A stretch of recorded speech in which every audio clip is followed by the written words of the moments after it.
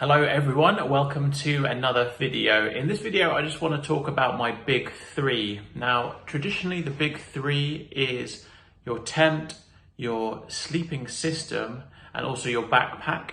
Sleeping system consists of two things obviously, so it's technically 4 items, but for the sleep system you can't use one without the other, and so it's classed as 1 item. Right, I've just got back from the East Highland Way, so it's a multi-day hike for those who aren't aware of the trail. It took me just over 4 days and I upgraded some of my gear, hence this video. I was keen to show you what that was. Typically my gear can weigh 6.7 kilograms, and in the table you can see the gear that I would typically take on a hike with me that would weigh that much. Now for this trip that I've recently come back from, I was able to get my weight down to 2.6 kilograms for the big 3 items. And I just want to take you through those items. So the first item is the OM 32 litre classic backpack. Where is it?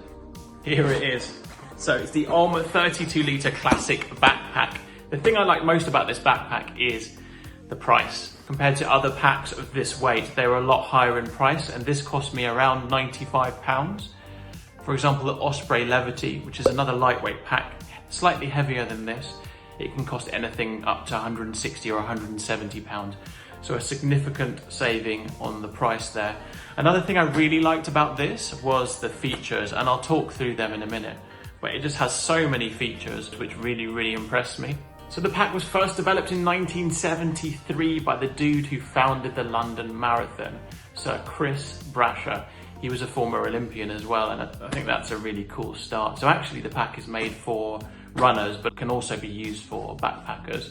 It weighs 654 grams, which is amazing. And one of the features I really like is it has a foam back mat, which sits on the back panel. I used that on the East Highland Way to put under my sleeping pad, and it was such a good feature. It just provided a little bit of extra comfort and a little bit of extra warmth as well. So that's a fantastic feature. The hip belt also doubles up as a bum bag or fanny pack, which is quite a cool feature as well. Another feature that I really like with this is that it has 2 pegs that connect the hip belts to the main pack. And one of these pegs I did actually use on the East Highland Way to peg out my tent.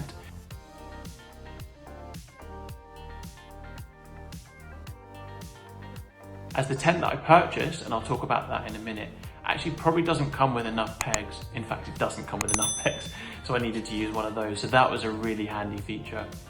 It has mesh pockets on the front and also on the sides, which are stretch, so you can easily fit your smart water bottle in each side, for example, and I took 2 of those with me and they fit in perfectly.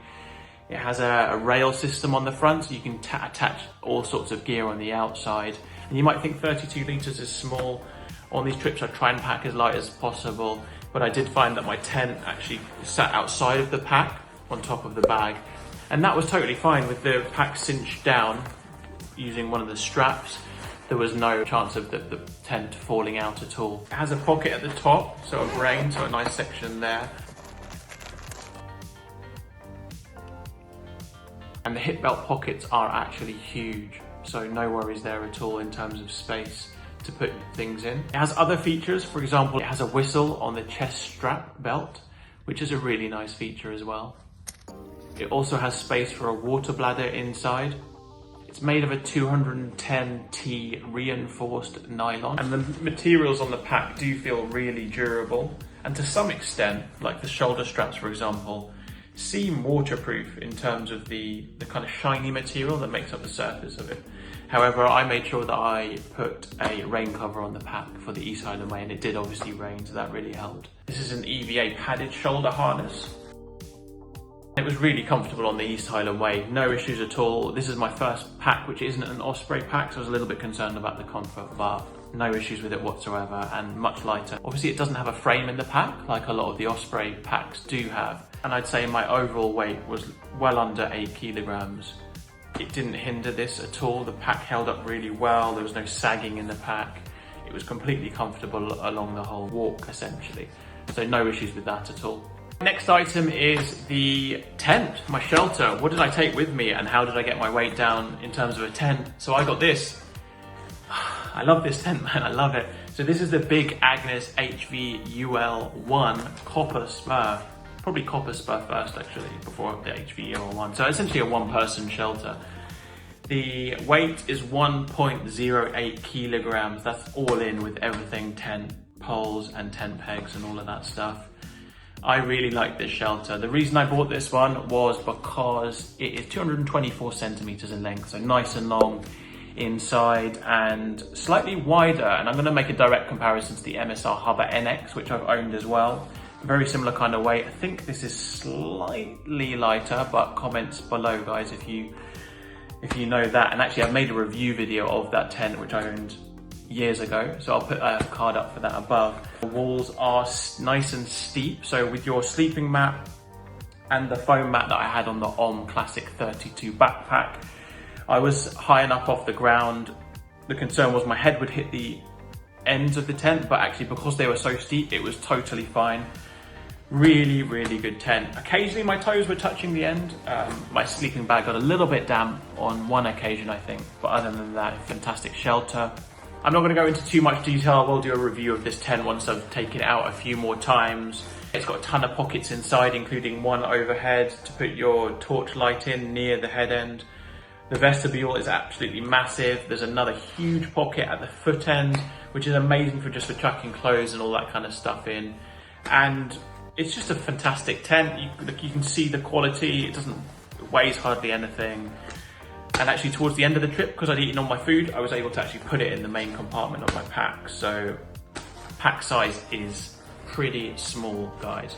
What is up next is my sleep system. This is it. This is my sleep system. So sleeping bag. This is my sleeping bag. This is my Thermarest sleep pad. It's the Neo Air X-Lite, I think it's called. This is the extra long version, and the weights I showed you before are for the regular versions of both this sleeping bag and also the pads here. This is the Rab Neutrino. Neither of these items are actually new bits of gear for me. I've had them for quite a long time now, and they are quite lightweight. Again, I'm not going to go into too much detail. I did a review of the sleeping bag, and I would say it's a fantastic sleeping bag. And particularly on this trip, with it really cinched up, with the zip right up and the storm flap padded up, I was nice and toasty, and it did get down to 4 degrees Celsius and didn't feel anything at all. And I think also the pad from the backpack below my sleep mat also really helped with that. And what can I say about the Thermarest X-Lite? It's a stunning mat. I did get a puncture on it once, but totally fine. No issues there at all. Kept me nice and warm along the trip as well, being an insulated mat.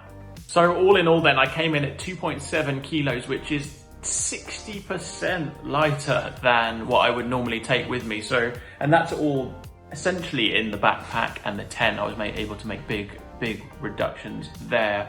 All of this gear was awesome. No, I don't have any issues with it at all. I would say I would like to have had the Osprey Levity with hindsight. I can't see myself keeping the 32 Classic. I found that the size probably wasn't quite big enough. I had to put the tent, as mentioned before, on top of the pack, which wasn't ideal. A bigger pack like the Osprey Levity 45 litre, I can take a couple more luxuries and things like that. I maybe make some weight savings elsewhere in my pack to kind of compensate for that. I won't be using the I don't think, again for a long distance hike.